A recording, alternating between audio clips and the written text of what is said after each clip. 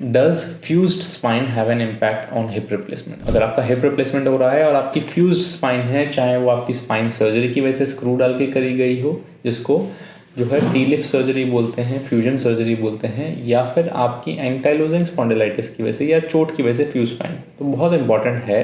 क्योंकि क्या होता है, हम मॉडल की मदद से समझ रहे हैं। जब आप बैठते हैं तो ये जो है हमारी जो कमर की हड्डी है ये भी हिलती है। जब हम खड़े हुए हैं तो ये जो हमारी हड्डी ऐसे कवर हो जाती है। जब हम बैठते हैं तो ये जो है प्याली को कवर करने के लिए पीछे से कवर देती है।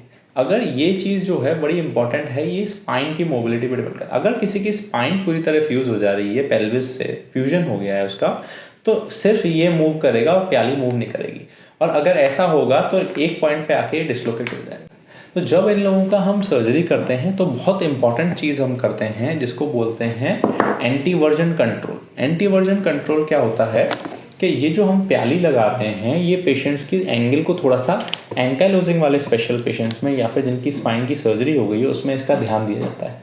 तो अगर वो स्टक स्टैंडिंग है या फिर खड़े हुए हैं तो वो नीचे बैठेंगे तो उनकी जो है प्याली आगे की तरफ घूमेगी नहीं, आगे की तरफ नहीं घूमेगी तो ऐसी ही रह जाएगी। तो इन लोगों में वर्जन थोड़ा बढ़ा भी जाया जा सकता है।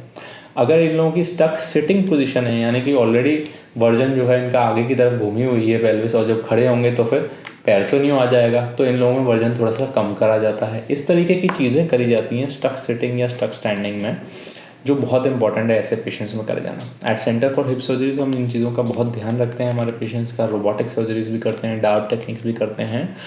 अगर आपको चाहिए कि आपको ऐसा कंटेंट और मिलता रहे तो हमारे वीडियो को, आप चैनल को सब्सक्राइब कर सकते हैं और इसको पेशेंट्स के साथ शेयर कर सकते हैं। Thank you so much and have a nice day.